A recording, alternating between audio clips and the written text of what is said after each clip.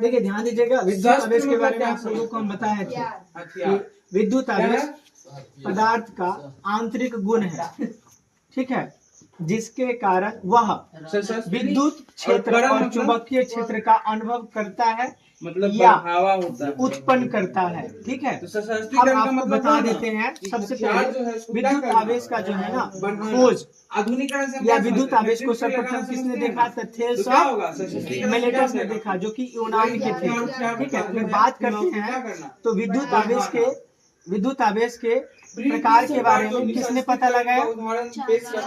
Charles डूफे ने पता लगाया। उन्होंने बताया कि विद्युत आवेश कितने प्रकार के हैं?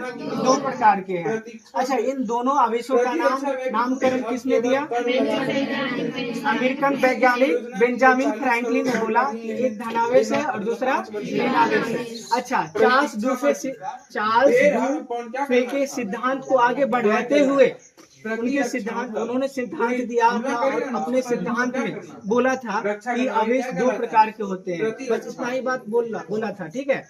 और इन्हीं सिद्धांत को अमेरिकन वैज्ञानिक जो है ये क्या बेंजामिन फ्रैंकलिन ने उनके सिद्धांत को आगे बढ़ाते हुए आवेश का 2 आवेश का नाम बताया। एक का बताया धनावेश, दूसरे का बताया ऋणावेश बताया। अगर बात करते हैं, ध्यान दीजिएगा, तो अगर बात करते हैं, यही ना था जी, यही तो था। अगर इलेक्ट्रिसिटी शब्द का उद्भव या इलेक्ट्रिसिटी शब्द किसने दिया, तो आप कह सकते हैं किसने दिया? विलियम गिलबर्ट ने दिया, ठीक है। तो हम लोग जान चुके हैं कि आवेश, सर्वप्रथम आवेश को किसने देखा? थेल्स ऑफ मिलेटस ने देखा। आवेश कितने प्रकार के होते हैं किसने बताया? चार्ल्स डूफे ने बताया। और दोनों आवेश का नामकरण किसने किया? बेंजामिन फ्रैंकलिन ने किया। अच्छा, बात करते हैं ना, विद्युत आवेश का मात्रक कूलम होता है। क्या होता है? कूलम होता है। बात करते हैं एक इलेक्ट्रॉन बराबर 1.6 × 10⁻⁻⁻⁰ उसमें उसका विचार था कि जो देश पे हमला हुआ कूलम ऋणावेश होता है। याद रखिएगा, एक इलेक्ट्रॉन में कितना आवेश होता है? एक इलेक्ट्रॉन में 1.6 × 10⁻⁻⁻⁰ कूलम ऋणावेश होता है। बात समझ में आया? अभी देखिए, अगर बात करते हैं धनावेश के बारे में, तो हम आप लोग को बताए थे कि जब कोई वस्तु इलेक्ट्रॉन को अटैक करता है या किसी वस्तु में से इलेक्ट्रॉन की हरास होती है, तो वह वस्तु धनावेशित हो जाती है। और इस स्थिति में उस वस्तु में जो है, ठीक है, इस स्थिति में उस वस्तु में इलेक्ट्रॉन की जो संख्या होती है प्रोटॉन की संख्या से क्या होती है? कम हो जाती है। क्या हो जाती है? कम। और ऋणावेशित के बारे में बताए थे कि जब कोई वस्तु इलेक्ट्रॉन को ग्रहण करता है या अपने में इलेक्ट्रॉन की बढ़ोतरी करता है, वृद्धि करता है, तो वह ऋणावेशित हो जाता है, वह वस्तु में ऋणावेशित हो जाता है। और इन स्थितियों में क्या होता है? देखने को क्या मिलता है? उस वस्तु में इलेक्ट्रॉन की संख्या प्रोटॉन की संख्या से क्या हो जाती है? प्रोटॉन की संख्या से अधिक हो जाती है। तो याद रखना, धनावेशित वस्तु में इलेक्ट्रॉन की संख्या प्रोटॉन की संख्या से कम होती है और ऋणावेशित वस्तु में इलेक्ट्रॉन की संख्या प्रोटॉन की संख्या से अधिक होती है। अब देखिए, एक चीज और आप लोग को बताए थे विद्युत परिपथ के बारे में। तो देखिए, विद्युत आवेश जो है ना, विद्युत परिपथ एक ऐसी व्यवस्था है जिससे ना लगातार निरंतर विद्युत आवेश का प्रवाह होते रहता है, उसको बोलते हैं विद्युत परिपथ। या ऐसे भी बोल सकते हैं कि विद्युत धारा सतत और निरंतर लगातार क्या होते रहे? प्रवाह होते रहे, तो उसे हम क्या बोलते हैं? विद्युत परिपथ का क्या परिभाषा लिखवाया है?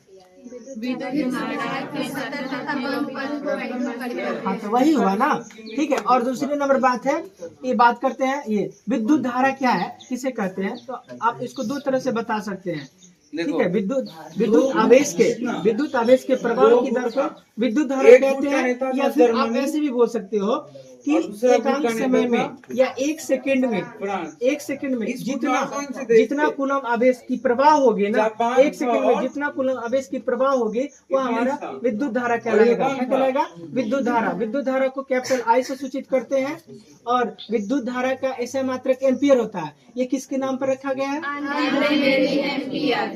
आंद्रे मेरी एम्पियर के नाम पर रखा गया है। अच्छा, ये कहाँ के थे? फ्रांस के एक वैज्ञानिक थे और इन्हीं के नाम पर विद्युत धारा का मात्रक एम्पियर रखा गया है। बात समझ में आ रहा है ना?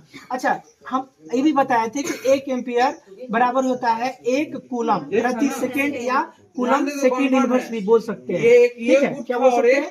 कूलम सेकेंड इनवर्स भी बोल सकते ये गुट था। हैं। इसका मतलब ये हुआ कि विद्युत धारा का ये भी मात्रक होगा क्या? जर्मनी, कूलम प्रति जापान, सेकेंड या कूलम इटली और सेकेंड इनवर्स, रूस, ये भी इधर। हो सकता है ना। और भी कुछ बनाए थे क्या? चेकोस्लोवाकिया, पोलैंड और और भी। Britain and America. अच्छा, ये सब माइक्रो एम्पियर, मिली एम्पियर। तो 1 मिली एम्पियर बराबर कितना एम्पियर जी? 10⁻⁻6 एम्पियर। और 1 माइक्रो एम्पियर बराबर इतना देखो तो 10⁻⁻⁻। पे कितना सारा थे इसमें नहीं बताया। 1 मिली एम्पियर बराबर 10⁻³ एम्पियर। अच्छा, एक माइक्रो छोटा हो जाएगा ना। असफलता 1 माइक्रो एम्पियर बराबर 10⁻⁻6 एम्पियर। ये ना, ये तो मेरा हो गया। अब हम बड़े बड़े